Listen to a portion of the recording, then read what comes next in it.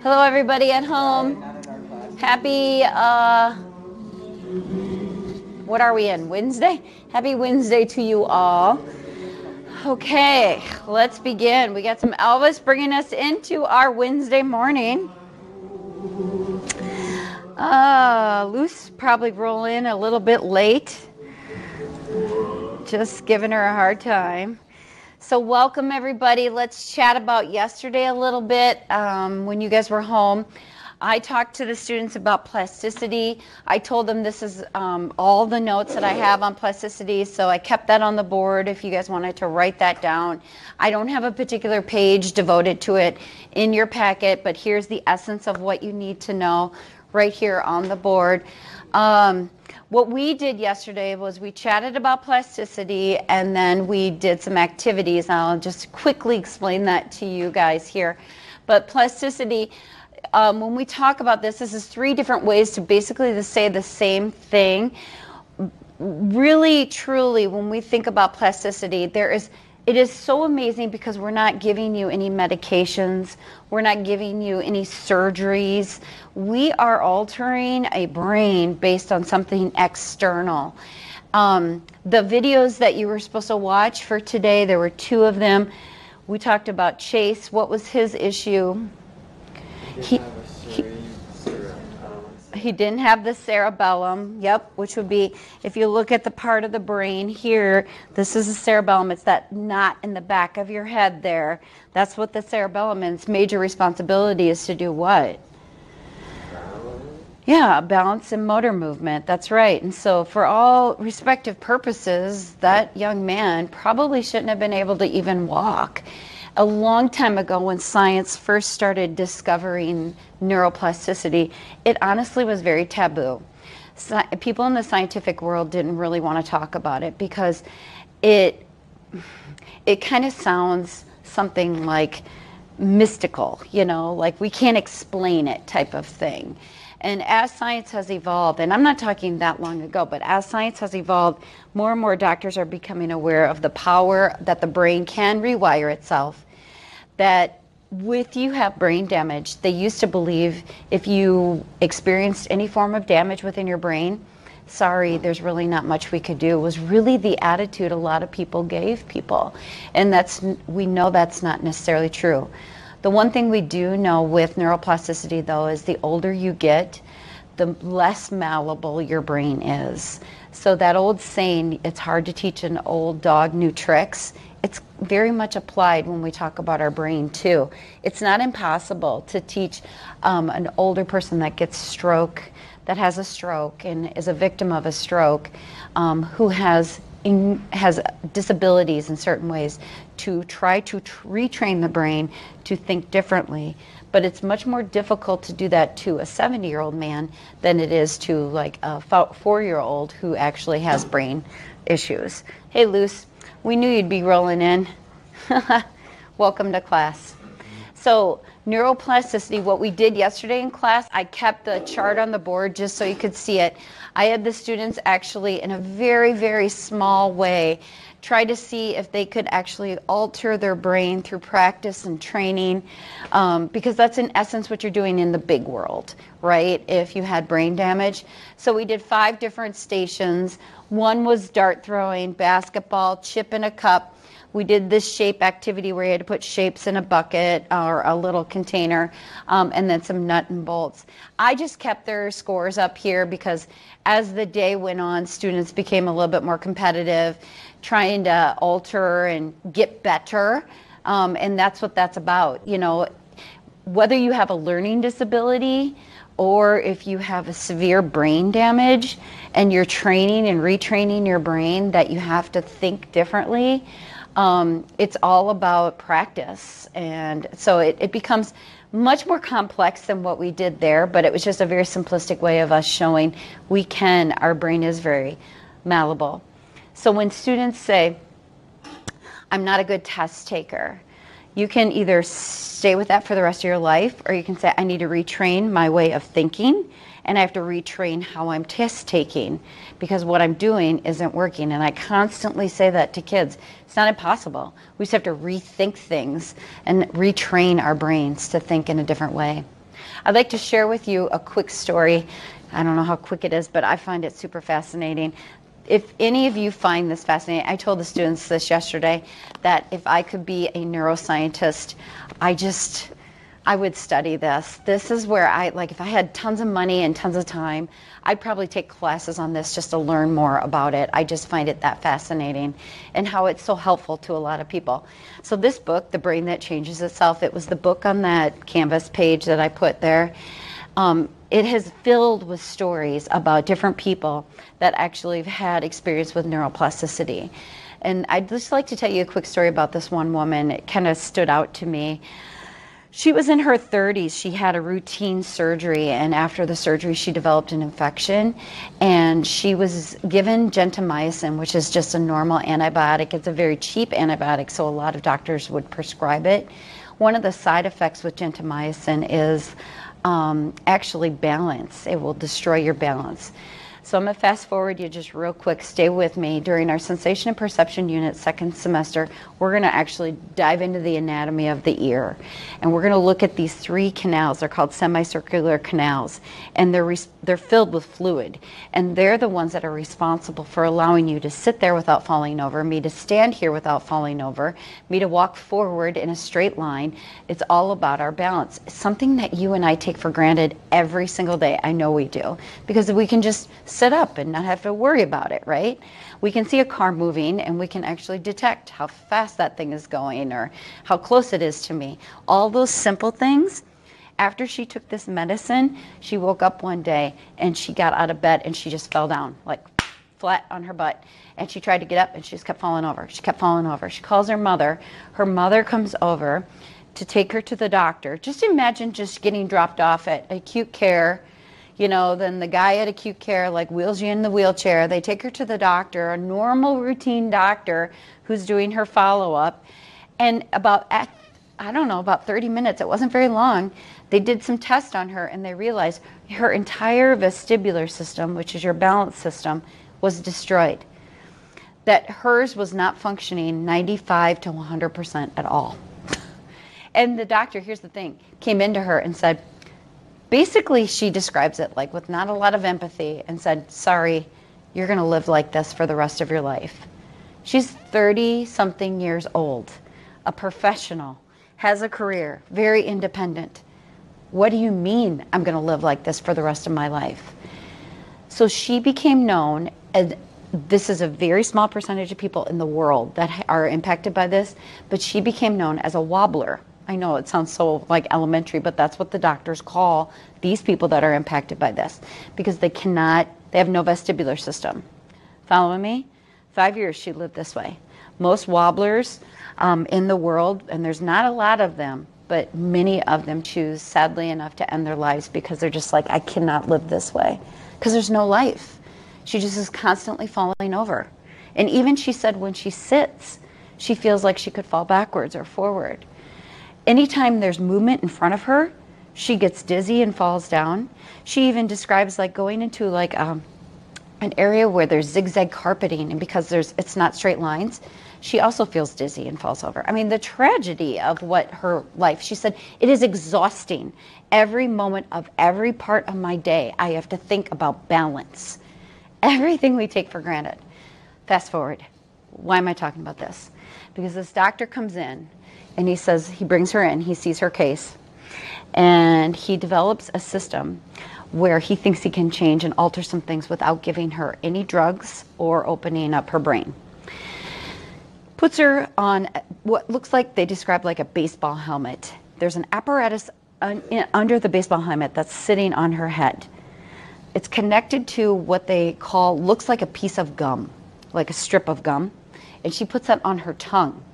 And then if you guys ever remember tasting Pop Rockets and what they felt like on your tongue, that little fuzzy stuff, once she put that on her tongue, as her head moves to the right, or her body, this would be my right, as her body or head moves to the right, the Pop Rockets, the little bubble sensations on her tongue are activated on the right side.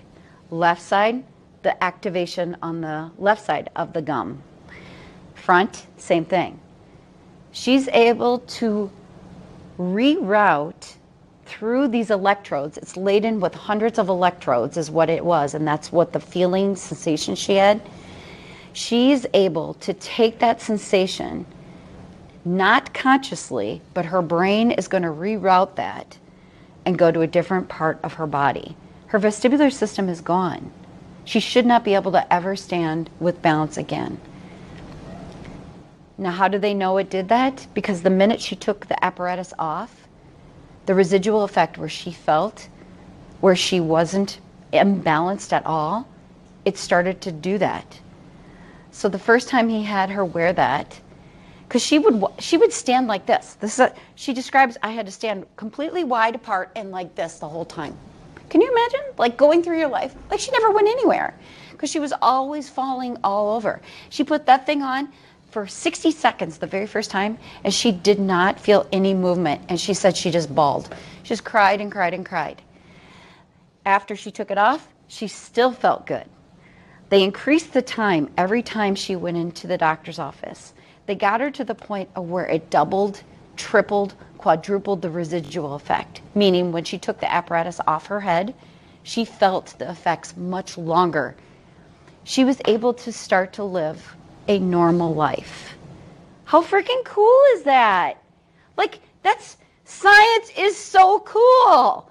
The fact that you can take and reroute. Oh, we don't have a vestibular sense. We're going to give you some fake electrodes that's going to reroute your brain, reorganize it, retrain your brain, and now you're going to be able to stand, and you shouldn't be able to stand. Some time ago, people used to think these were called miracles. I'm not trying to put any of your faith down at all, okay? But when we really do deeply dive into some of this stuff, we realize it's beyond a higher power. It's more about the science that we have been able to do with people. And so it's pretty cool.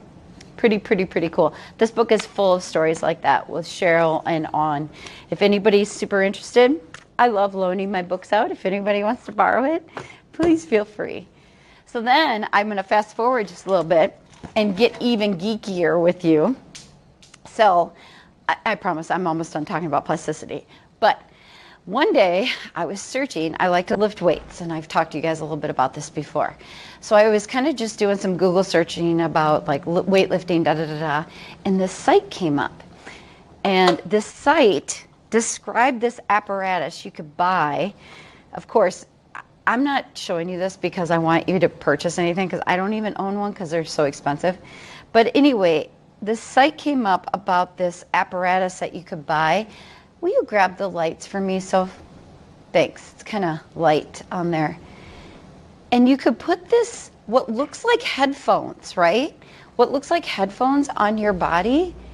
And what it is, it's for musicians, it's for athletes, it's for dancers, really anybody that has to train their bodies over and over and over again through practice. And this actual halo is laden with these electrodes. It's called the Halo Sport.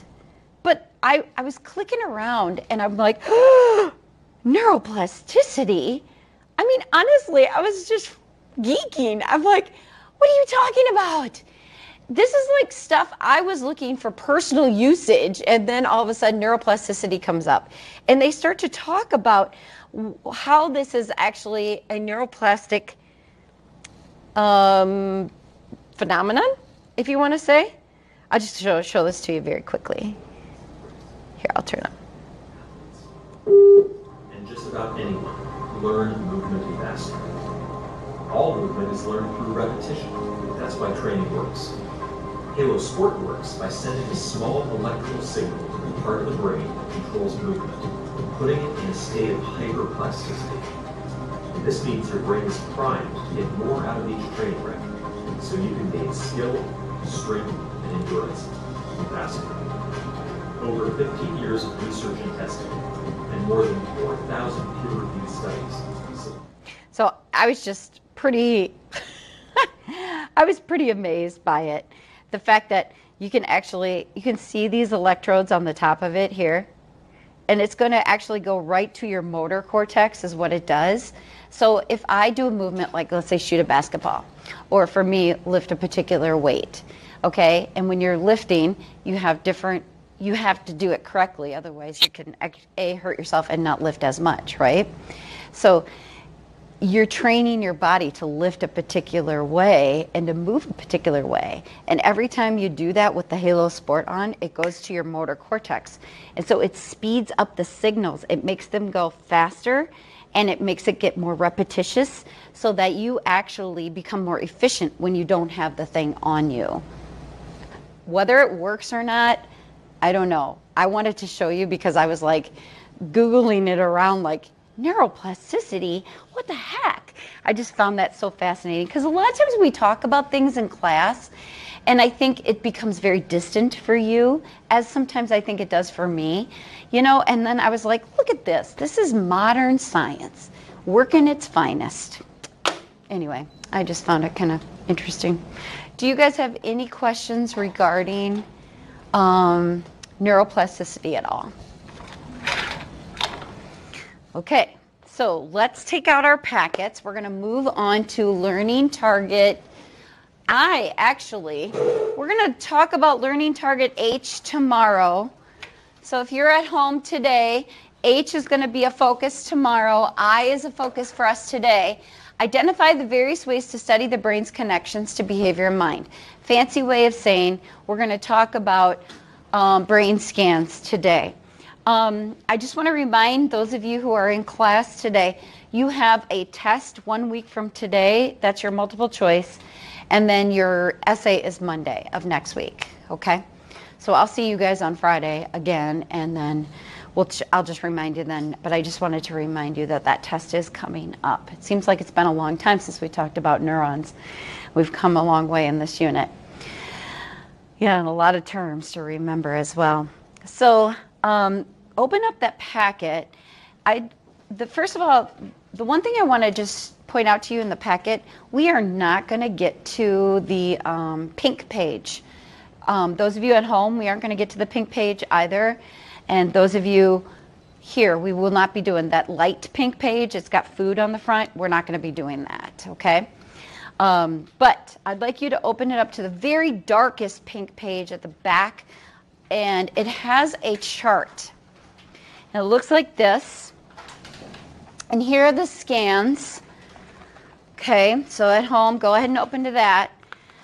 So what I wanted to share with you how this is laid out. There are 5 of these particular scans that you need to know. So you can write on this. This is going to be your study guide for the scans. Feel free to number them if that's easier. I know some things tend to run together. We're going to just call on you randomly, and I want you guys to read out loud what the function of it is. Like, what does it do for us? So start with EEG, please, Sophie. What does that do for us? Measures brainwaves, electrical activity in the brain for beta, accept electrical signals naturally produced by the brain and send them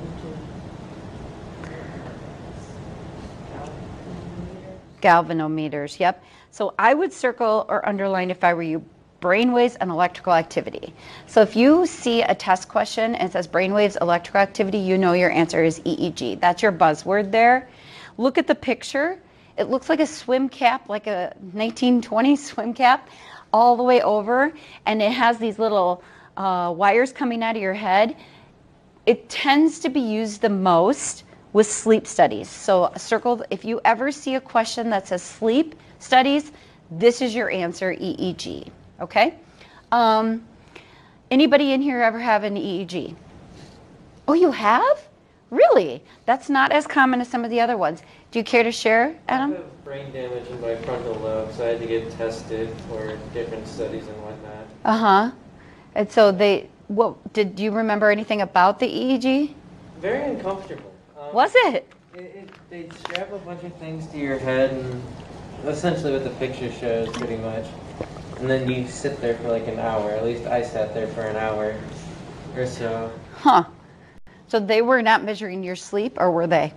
I don't quite remember. They were studying some sort of pattern. Were you Okay, go ahead. I was having eradications Mm, in different parts. They were testing for something in that regard. yeah. And it was uncomfortable, but was it painful? No. Okay.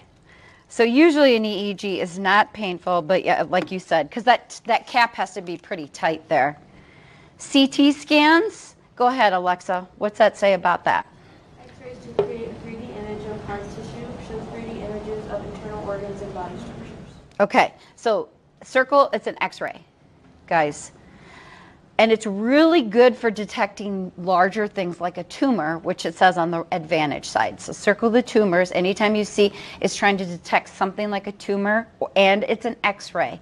It's very similar to the MRI, but the difference is this is an X-ray, and your resolution is going to be pretty poor, like as far as their ability to be able to really see what's going on there. Why then use a CT scan? Why would a doctor choose to use a CT scan over then an MRI?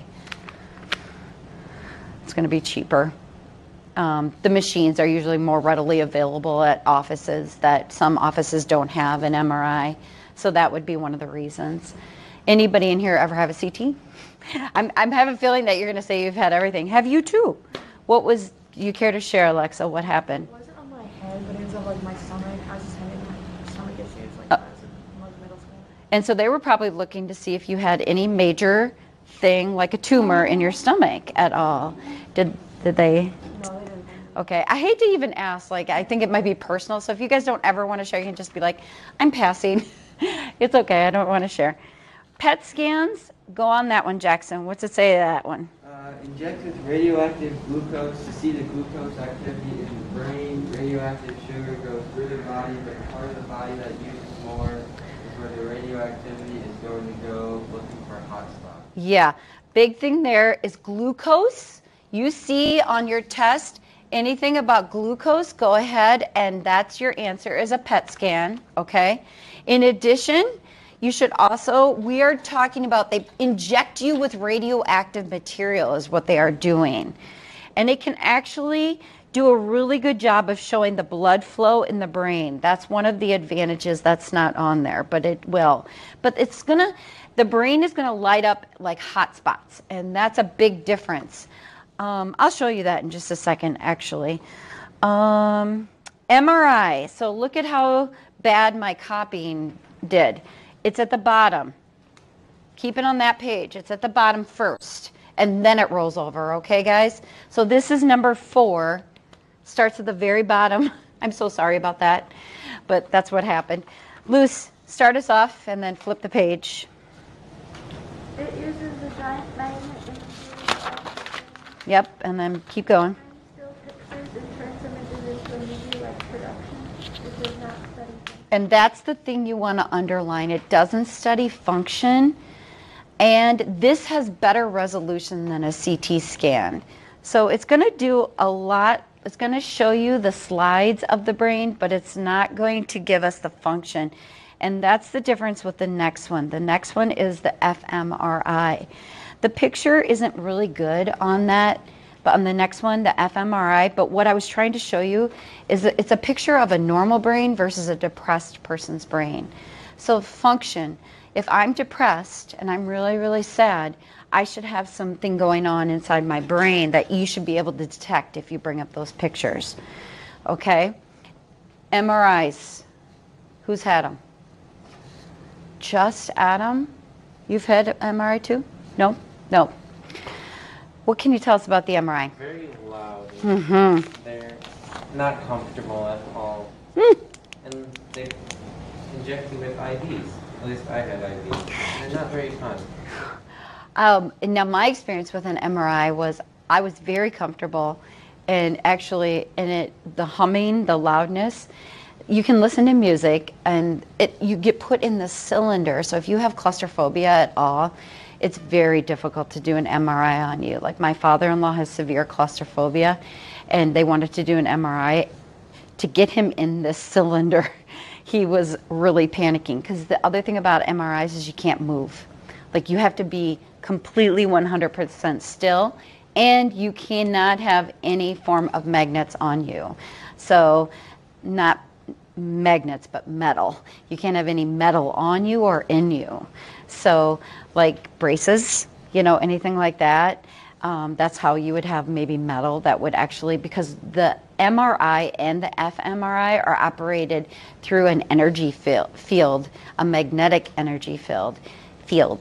And so you would not want you to damage yourself. And so that's one of the real reasons why they have you do that.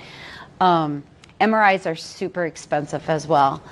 I want to just share with you, this is seriously a 2-minute video. I watched this guy before. You did? Yeah, I don't remember what I was trying to. Figure it out? It was like 3 weeks ago. Explain neuroscience topics in 2 minutes or less. In this installment, I will discuss neuroimaging. I will cover a few of the most common types of neuroimaging: CAT scans, MRI, PET scans, and fMRI. Some neuroimaging techniques allow us to see the structure of the brain, while others allow us to look at brain activity or function. Computerized tomography, also known as computerized axial tomography, is a type of structural neuroimaging. It is usually called a CAT or CT scan. It involves taking a series of X-ray images from various locations around the head. These images can then be combined to construct an image of the brain. The resolution of CT images is not that high, but they can visualize any major structural problems with the brain, like a tumor. Okay. Do you need to add anything? If anything, this shows you a pretty good picture of how it's going to have an X-ray image of the head. So, in low resolution, and you can see the structural problems like I was saying before. It's able to see and detect something like a tumor. Magnetic resonance imaging, or MRI, involves applying a combination of magnetic fields and radiofrequency energy waves to the brain. Hydrogen atoms respond to the magnetic fields and radiofrequency pulses by emitting energy. The MRI machine receives this energy and can tell what part of the brain it came from. A computer can use that information to reconstruct an image of the brain that has high spatial resolution. So on that one that you just did, it was at the bottom of your sheet of paper as well as on the back side. But as I said, better resolution than the CAT scan. And then we're using the magnetic fields with the energy fields. Next. Positron emission tomography, or PET scanning, is a way of imaging brain function. Look at the difference of that picture Radioactive substance that emits positrons. than the which previous. emit gamma rays when they collide with electrons in brain tissue. These gamma rays are detected by the PET scanner. Because the radioactive substance was injected into the bloodstream, what the PET scanner is detecting is the movement of blood throughout the brain. Blood flow to an area of the brain increases when that area is active, so PET scanning creates an image that highlights the areas of the brain that are being used most while the person. So if you're using that area most, that area is going to light up, is what that's showing you. But I like this picture and I like this quick video because this is a little bit better than the pictures I've given you, and it shows you the difference of what each of those scans is going to look like too. Almost done. Functional MRI, or fMRI, uses a similar approach to MRI, but focuses on the different responses oxygenated and unoxygenated blood make to magnetic fields and radiofrequency energy. fMRI uses what is called blood oxygen level dependent contrast, or BOLD, to identify changes in blood flow in the brain, and thus to identify areas of the brain that are most active. fMRI allows one to image brain function without having to inject anything, and provides high-resolution MRI images at the same time as it provides a functional image. So think about that. It is showing you not only the structure like an MRI, but it's showing you the function similar to a PET scan, but you don't have to inject anything in your body, which is pretty cool. That's the latest one that has been developed that we actually need to know. I also just want to show you very quickly, this is a MRI. So you can see the amygdala here. It shows you the anatomy, but it doesn't show you the activity. So you can see the light up areas. This is the amygdala in our brain. And then look at the difference between this picture and then the fMRI picture. We've got a lot of activity going on, and it's lighting up like a Christmas tree in your brain. So we've got a big difference here. This is a task showing self-awareness. The fMRI, they will show you pictures in the actual machine. And then it gets you to start thinking. So like, I was telling you guys about this, I think, the other day when we talked a little bit about love and attraction. They did this study with old people and young people, and they put them in an fMRI machine, and they had pictures of loved ones So you're lying down and these pictures were coming up, and they wanted to see what areas of the brain were lighting up while you were looking at the pictures. So imagine pictures of your parents, pictures of maybe your boyfriend or your girlfriend or your dog, your animal, something that you love. And they wanted to see whose brain was more active than others. Basically, can you measure the love based on looking at your brain? It was very, very interesting. You can see I don't like this stuff at all, do you? Okay, PET scan. Here's the difference. So we are showing the frontal lobe and the amygdala, and they're active during a panic attack. So that's that blood flow and that glucose activity there. So what I want you guys to do now is you're going to take, there's a little bit of space back here on the back side. You're going to number 1 to 12. You're going to go in the hallway.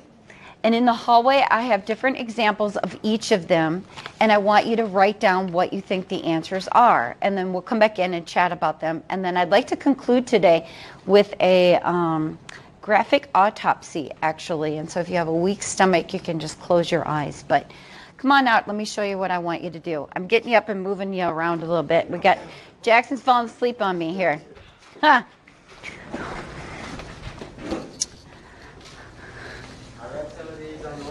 Did not know what they were at all. So Yeah. maybe now I got it. That's actually pretty good. So you guys, I have all of them all around from here and then go down the other hallway. They're numbered on here, so just make sure you have the correct number. One person to each so we can do social distancing. Take a look at them. Some of them show pictures, some of them don't. But I tried to get key important words in the description so that you could pick out which one would be used. All right, go ahead. Any questions, Liz? Okay. Okay, so those of you at home, I'm going to post those videos that I just showed everybody so that you guys can take a look at them. In addition, because you're not here to do the checking for understanding, I would strongly suggest you guys at home do these questions 1 through 7 for your checking for understanding, and then the answers are on the back so that you can see if you got them right or wrong. This is basically what they are looking at in the hallway today. I think that's about it. I'm going to complete the day by showing a graphic autopsy video. It's a PowerPoint, actually, not a video. I will post that as well if you're interested in seeing what an autopsy of the brain looks like. It's quite interesting, but if you have a weak stomach, it's not something I would look at because it does reveal a lot of blood as well. I think that's it. I probably could have been talking to you without my scarf because everybody's in the hallway. Tomorrow when you guys come back to class, we're going to talk about left brain and right brain and wrap some things up. So I hope you have a good day. I hope you have a good night. Stay on top of your reading and get ready for your test that will be coming up next week. Bye, everybody.